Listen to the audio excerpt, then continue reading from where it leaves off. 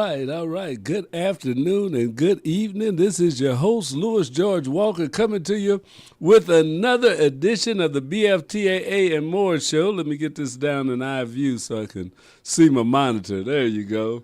Yeah, welcome, welcome, welcome. This is the BFTAA and More Show. I am your host, Louis George Walker, coming to you from the confines of the KUAW radio studios located in the W.E.B. Du Bois Learning Center at 4510 East Linwood Boulevard. And we are glad to be coming to you in all the ways that we can reach you. You can hear us right now if you're in range of the 100.5 KOJH radio station from the Kansas City Jazz House. So they're broadcasting. You can also pick us up on Facebook, YouTube, and Twitter, Twitch. And if you're listening in your car, if you have a laptop or a smart speaker or something like that, tell it to play KUAW or go to the TuneIn app. You can go to the TuneIn app and search for KUAW. You can go to Get Me Radio, Online Radio Box, My Tuner, and Radio Garden.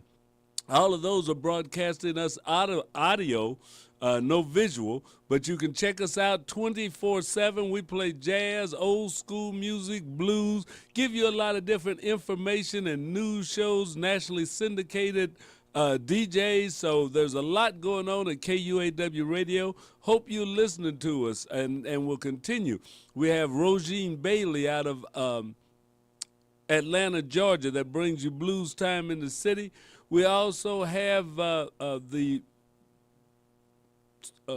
Heavy Storm music that comes to you. So we've got a lot of things that we're broadcasting and a lot of information that we're giving you, and we're doing it all from KUAW Radio. KUAW Radio is the radio project of the Black Family Technology Awareness Association, BFTAA, that has been serving Kansas City for this is our 20th year. So the Black Family Technology Awareness Association partnered with the W.E.B. Du Bois Learning Center, and we started this radio station, KUAW, that stands for Knowledge, Understanding, and Wisdom. So we hope that you enjoy some of the things that you hear on this station. And if you have any questions or comments that you would like to send back to us, we'll be glad to chat with you. So you can contact us on Facebook, go to KUAW-radio, or you can email us at kuaw985@gmail.com. You can also pick us up, send us messages on Twitter, on Instagram. Just search KUAW, Google KUAW Radio, and a lot of things will pop up. You can also look at the Black Family Technology Awareness Association, because we've been working with our young people. We've got a robotics team that has been doing some great work and stuff. I'm going to try and pull up some of the pictures. I don't think I'll have them for you today, but we will be showing you some of the young people that are working in our robotics workshop that we have going on from now until May the 11th. And May the 11th, we're going to have a big showcase of what the kids are doing and what we do, called Remake Learning Days, which is a national event. It's going to be happening right here on the grounds of the W.E.B. Du Bois Learning Center and all over the country and even internationally. Remake Learning Days is an event where people that are makers, that are working with not just kids but adults or whoever, and it doesn't have to be technology, it can be a lot of things. It's just where people are learning. And that's going to be going on from May the 5th through May the 13th, I believe it is. So hey, we'd be glad that you stop by here. Come by the location, 4510 East Linwood Boulevard, and check us out. We'll be doing some things right outside. We'll be cooking some hot dogs and have some potato chips and, you know, food, lights, cameras, everything going on for you. So be sure and check out Remake Learning Days right here at the W.E.B. Du Bois Learning Center. We'll be glad if you can stop by. Well, it's a little different day on the NASA front. There was a loss of one of the astronauts, and I'm going to try and pull that up before, and they've kind of held back on the new weekly broadcast. But what I wanted to do is recap some of what we saw in 2023 on NASA. We're going to do Space to Ground. This will be a recap, and then I want to bring you the memorial or the in memory of video that they have on there right now, because I think since we do show a lot of NASA information, and we're really proud of the work of NASA, the National Aeronautics and Space Administration, I think also that we should honor some of the heroes of that organization that have went on from Mercury and early space flight all the way to where we're landing on the moon and sending deep space probes and all of that into space. So I'm going to pull that up and get that ready, but right now I'm going to give you a little bit of Space to Ground for the year of 2023. See if I can bring that up for you right now.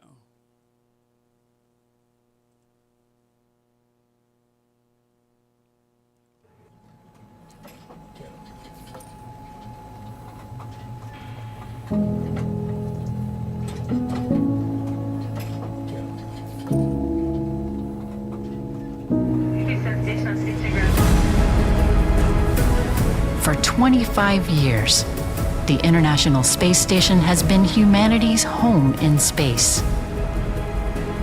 A place of breathtaking views, groundbreaking research, and exploration leading us on a path toward a future off our planet and on. Join us as we look back at the past year aboard one of history's greatest achievements, the International Space Station.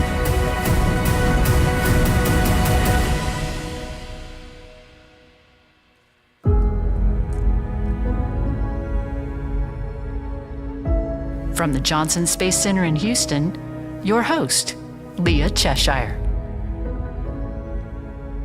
Welcome to Space to Ground, and welcome to our look back at some of the memorable highlights of what has been another incredible year aboard the International Space Station. To get things started, I'm joined by some of my favorite friends, Nilofer Ramji, Chelsea Bayarte, and Kayla LaFrance. So let's start out talking about 2023 with something that started back in 2022, and that would be the record-breaking mission of Frank Rubio. Chelsea, can you tell us a little bit more about it? Yeah, so NASA astronaut Frank Rubio, he's a 2017 astronaut in the Turtle class. He was supposed to go up for about a 6-month rotation and ended up staying for 371 days, breaking the US consecutive record, which is just mind-blowing how much time he spent there. And liftoff, a sunset start to the mission of Rubio, Prokopiev, and Patelin to the International Space Station.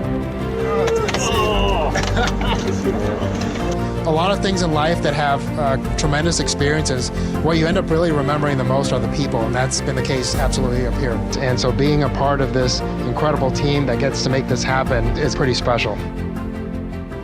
It was really admirable how Frank Rubio took this change in his mission in stride, and he continued to do the work that he was asked to do. You know, we were expecting to have another NASA astronaut up there at that time, but Frank Rubio just took on that work and continued chugging along every day as if it was the plan from the beginning. Yeah, I worked with him during a lot of the stowage operations that we do on board the International Space Station, and he was always upbeat. We never saw any type of frustration that the time was getting long and that he missed his family, even though we all know he did.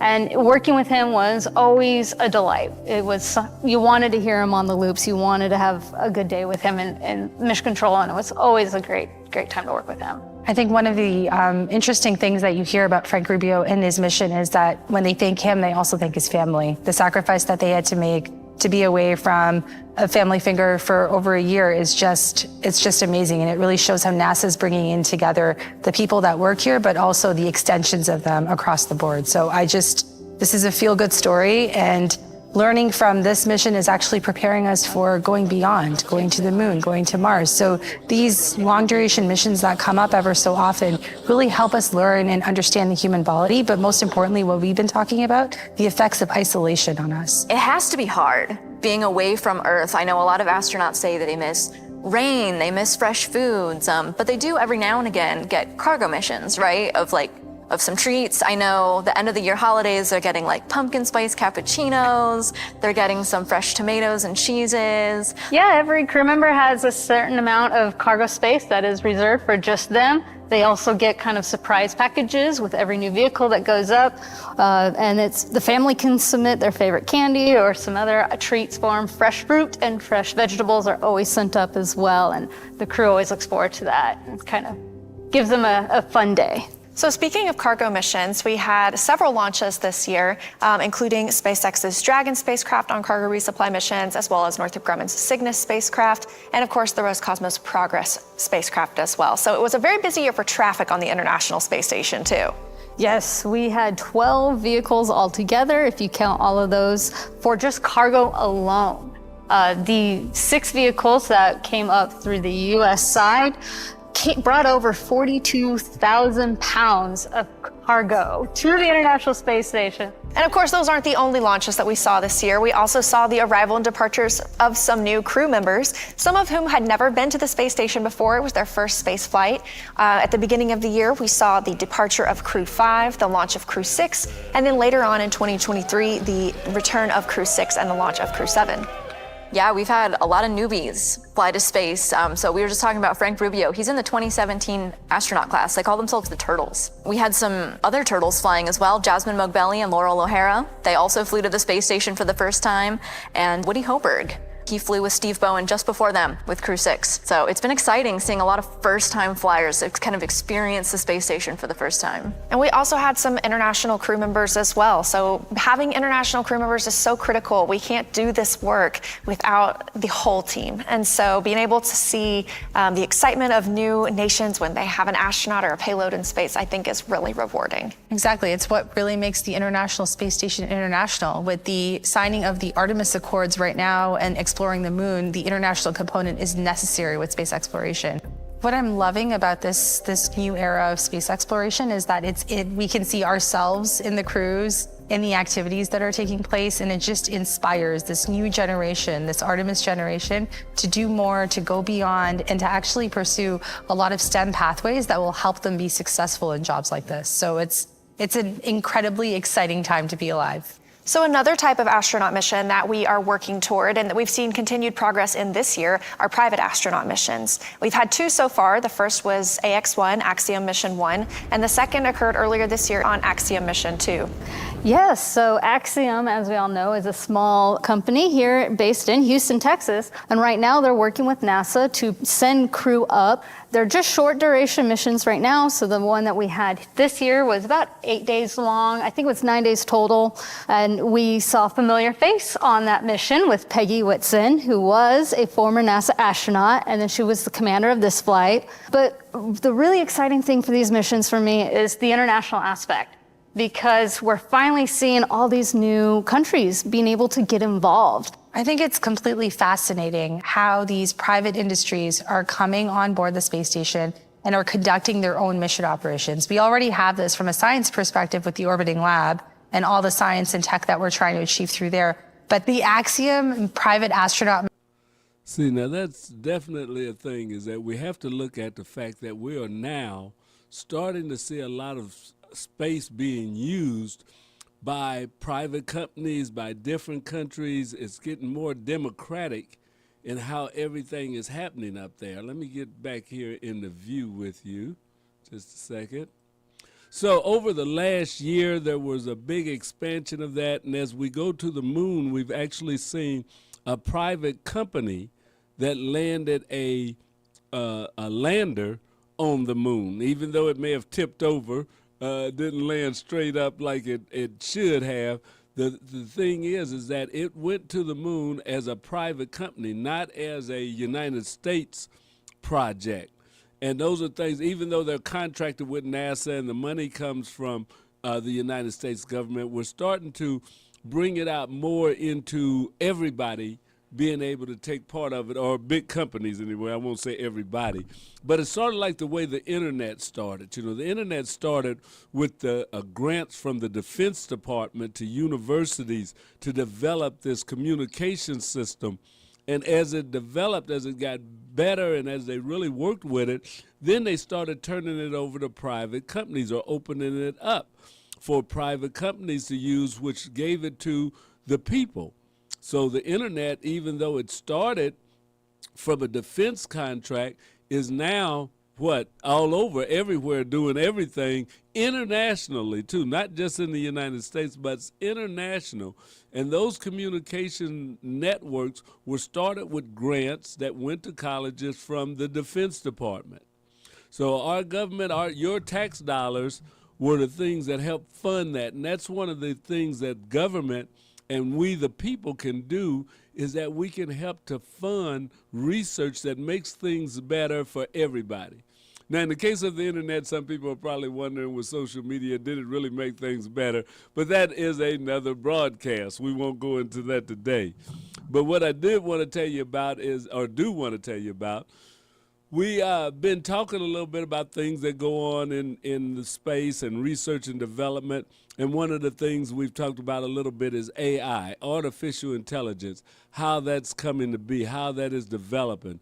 There was a movie years ago called AI, and it was mainly about a robot that was kind of taking on a young human boy's persona.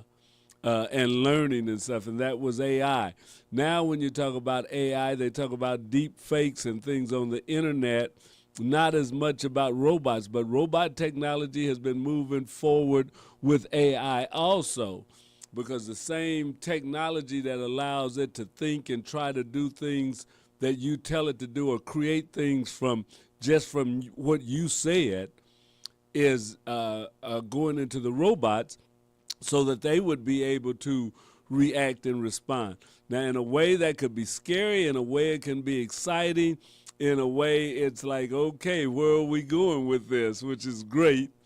But, you know, we're going to be doing a little more with AI, and what I want to do in this year as we're going on, and I'm going to start working on, is to be able to show you some examples and work with AI on screen, so you'll be able to see what it is. You can go with seeing it, as opposed to just hearing people talk about it. Now, AI is around. A lot of it you can use for free if you have a browser on your computer, which, you know, hardly any computers don't have that. And if you're watching me, you're probably looking at it over a browser. But if you're using a Google Chrome or Microsoft Edge, I don't know if Firefox has AI embedded yet, but if they don't, they probably will soon. But they have AI right there for you to try out to use for free right now. And I want to give you an example. I was on Microsoft. They have a thing called Copilot. And Copilot is their AI platform that has a lot of different things that it can connect to. But I went in it and I told it to, I typed in, matter of fact, let me pull it up and see if I can see exactly. Okay, here's what I typed in.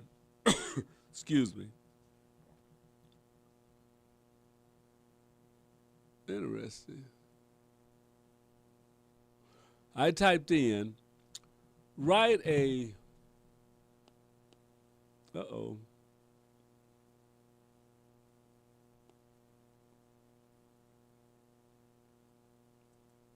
Okay, I told it to write a welcoming. I actually put in the wrong word.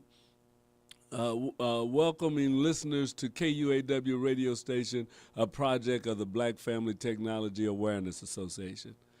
That's all I put in. Write a note, welcoming listeners to KUAW radio station, a project of the Black Family Technology Awareness Association. So I asked AI to do that. This is what it came back with. Ladies and gentlemen, boys and girls, and everyone in between, we're thrilled to have you tuning in to KUAW Radio, a project of the Black Family Technology Awareness Association. At KUAW, we're more than just a radio station. We're a community hub, a beacon of knowledge, and a platform for empowerment. Our mission is simple: to amplify Black voices, celebrate culture, and foster technological awareness.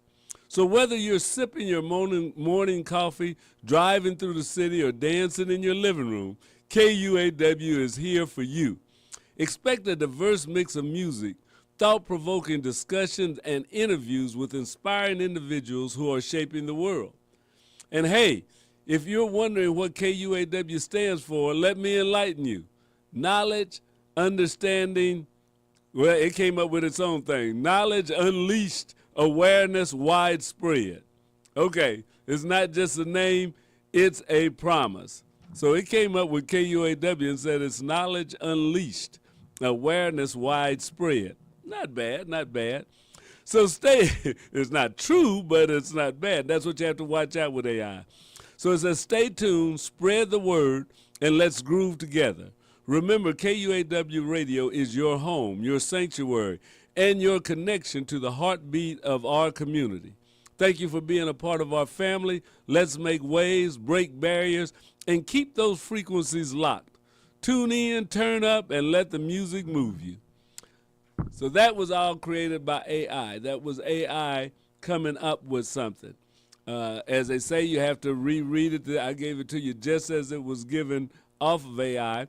KUAW stands for knowledge, understanding, and witness, and wisdom.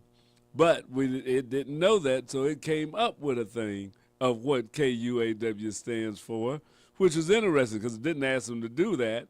But this is what AI does. It tries to come up with what you want. Now, I can also ask it, say, okay, that wasn't really good, repeat it or do it again, and it will try to come up with something else. You see. Well, I don't see that button on there right now to tell it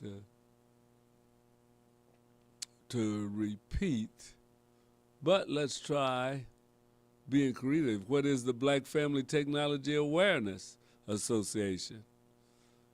So we'll come up with that. And we'll see what it does. Oh, it's going a long time on this. That's another thing. AI can be long-winded at times. And again, you asked it for just how to write a note, and then it may write you 5, 6, 7 paragraphs. But let's see what we've got now. I'm going to download this as a PDF, print it out. And this is what is the Black Family Technology Awareness Association. So just off of what it knows, what it goes, it just says, what is the Black Family Technology Awareness Association? If somebody asked you, what would your answer be to what is the Black Family Technology Awareness Association? Because now here's a computer, excuse me, that is just printed out. An answer to that question, what is the Black Family Technology Awareness Association? It says the Black Family Technology Awareness Association is a remarkable organization dedicated to bridging the digital divide within the African American community. Founded in 2005, BFTAA is a part of the Black Family Technology Awareness Network. Their mission is clear: to empower and fully equip the Black community by eliminating disparities in technological access and knowledge. Here's what BFTAA is all about: empowering through education. BFTAA provides basic computer training to enhance digital literacy among community members. They believe that knowledge is the key to unlocking opportunities in the digital age. The Youth Technology Club. BFTAA runs a youth technology club with a special focus on robotics. By engaging young minds, they nurture curiosity, creativity, and technical skills. And then KUAW, Internet Community Broadcasting Station. As part of their outreach, BFTAA operates KUAW Radio, an Internet Community Broadcasting Station. KUAW serves as a platform for sharing information, celebrating culture, and amplifying Black voices. In essence, BFTAA aims to close the gap in technological empowerment between the Black community and the broader U.S. mainstream. Their commitment to knowledge, awareness, and community building is truly commendable. So whether you're a tech enthusiast, a curious learner, or someone passionate about community impact, BFTAA welcomes you with open arms. Let's continue to learn, grow, and thrive together. For more information, you can visit our website, BFTAA, at www.bftaa.org. All right. So that wasn't bad. But those are the things that AI allows you to do that can save you time, can maybe be a little more creative than you would be. Maybe not, but it's a thing that we can use, we can harness to help make our lives a little more productive. Sometimes if you're at work or if you're thinking about a note you need to write or an email you need to send, hey, it maybe can give you a good start. Maybe you're applying for a job. You want to ask some questions. You can get more concise or more thoughtful questions than what you would come up with. It's a way of using a tool to help you do things better. So we don't want to necessarily say AI is bad.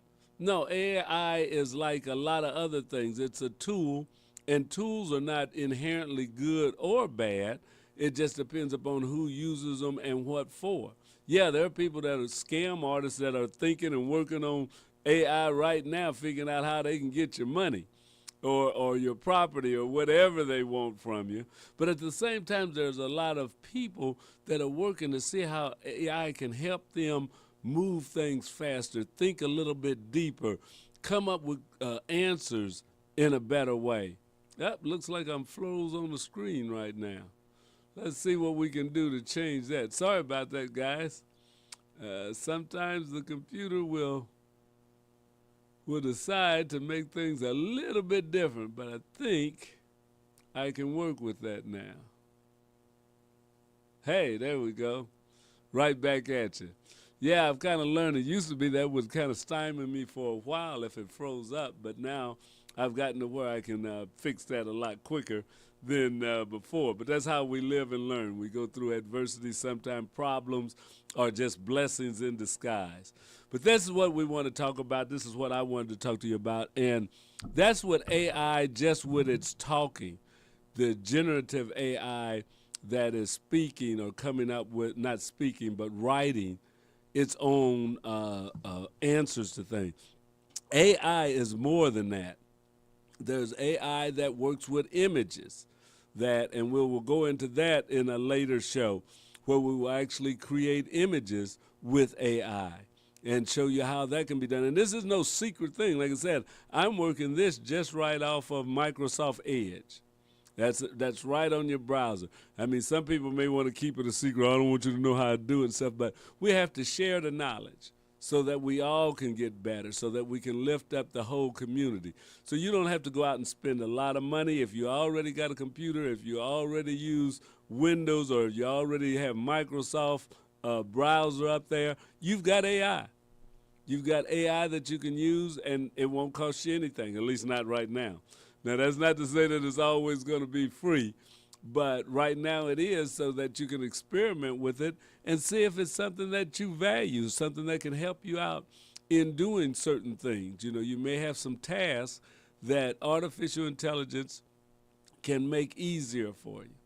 And that's what this is all about, is being able to use the tools to make life a little bit easier for. That's what the Black Family Technology Awareness Association has been about for 20 years. And this is our 20th year anniversary. We're going to celebrate. We're celebrating right now, but we're going to continue to celebrate through the year. And in the fourth quarter, we're going to have us a gala celebration. So we're going to build it up. I've had some people from way out in Washington, D.C. and down in Houston, Texas, and other places that say, hey, count me in on the celebration. So we're going to be building up the celebration, talking with everybody, and seeing if we can get us a big gala celebration for the Black Family Technology Awareness Association that will take place here in Kansas City, Missouri in the fourth quarter of this year. So stay tuned as we build this up. I want to see if we can reach out to some of the people that were around at the beginning and some of them that are still with us now,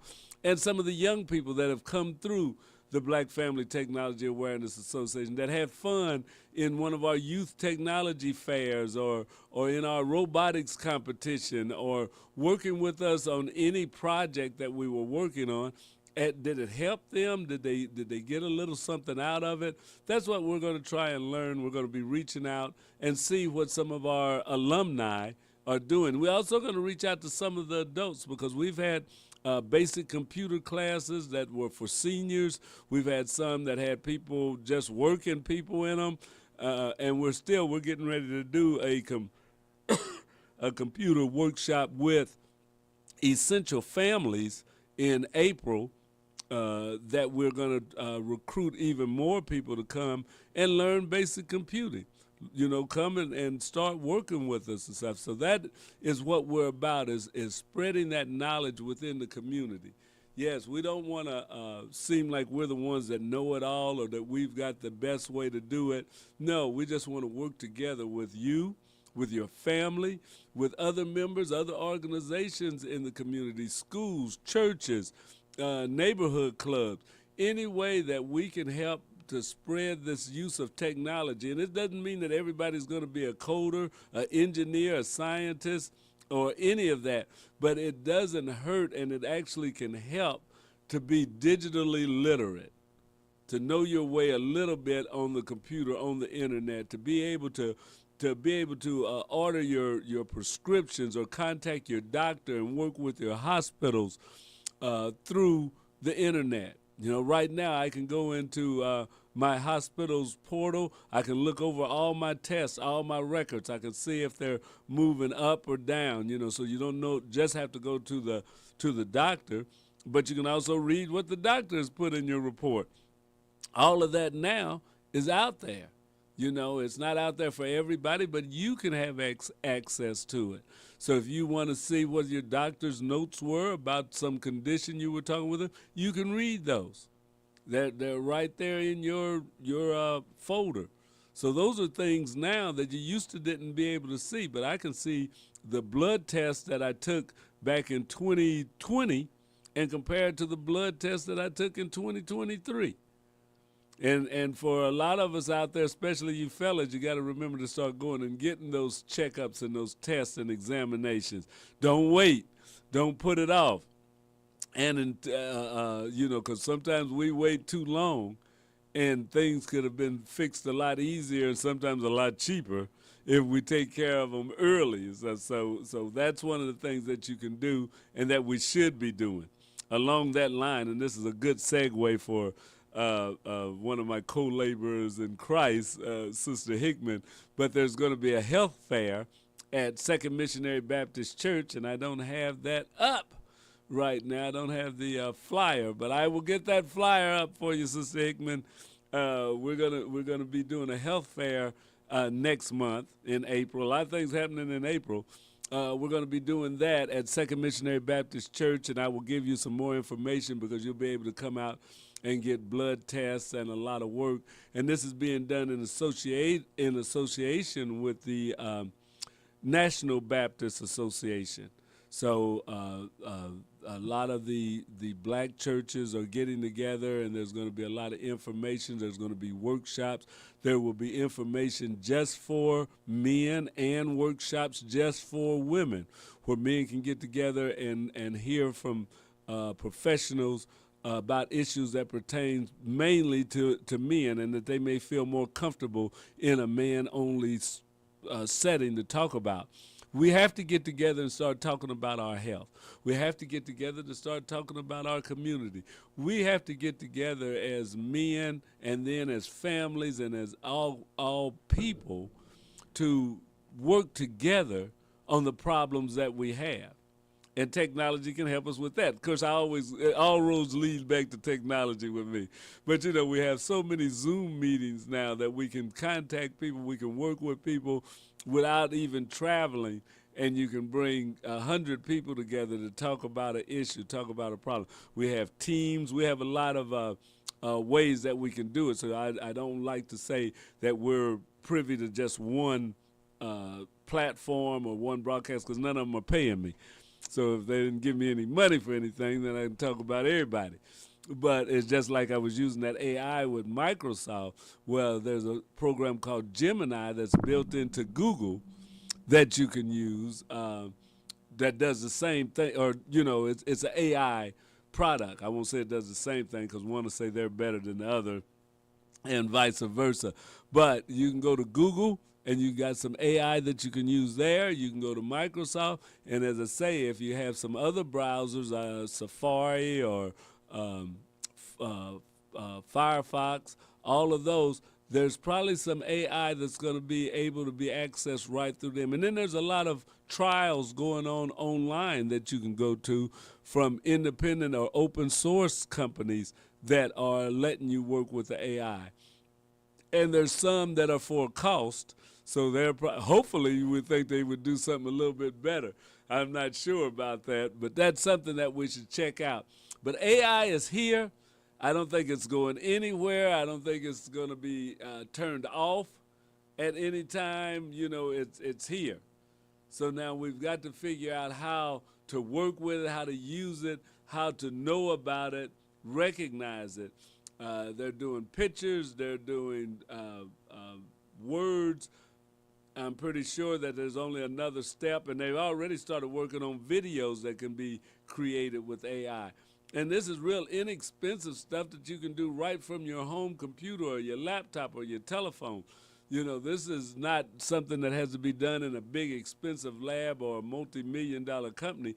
A lot of this stuff is available right now in the cloud out there. Yeah, me and a friend were talking about that, is that you don't get to buy the software and download it anymore and have it on your computer, so that you never really own it, you're only using it.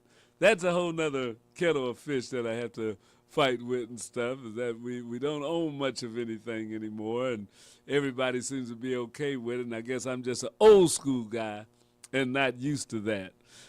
I still got some of my 45s and LPs at home, you know, that's me.